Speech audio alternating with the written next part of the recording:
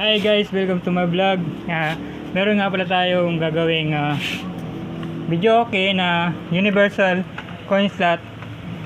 Alan coin slot ang ating ilalagay. So ito yung ating video okay. Ang brand niyan is Platinum Reyna 3. So meron tong supply dapat na 12 volts. Ang Alan coin slot may supply na 12 volts.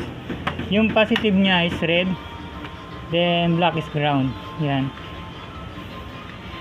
So meron tayong power supply dito na transformer na may bridge diode at filter capacitor. Hindi nakakabit yung red and black. So yung white is coin and gray is counter. Yan. Papunta naman yan sa coin credit ng Platinum. Ito yung coin. Yan. Mababasa nyo dyan yung coin. Yung white and gray yan.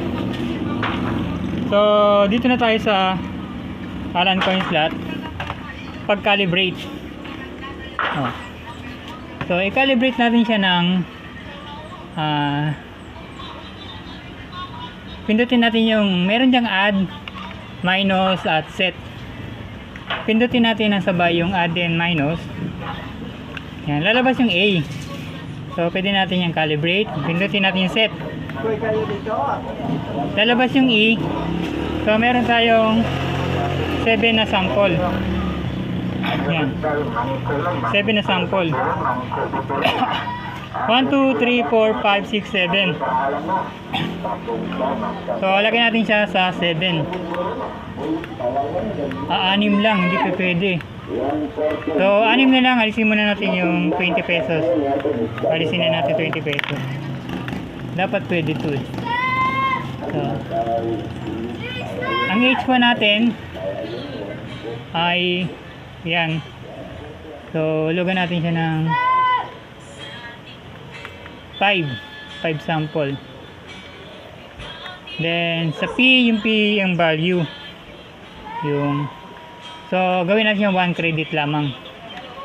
Pindutin natin yung set. Yung F yung tolerance. Lagay natin sa 15. Yung H2 ito na yon yung 5 piso. Gawin natin 5 sample. Ang P value niya is 6 credit. Yan, 6 na credit. At pindutin natin yung set. F2 yung sample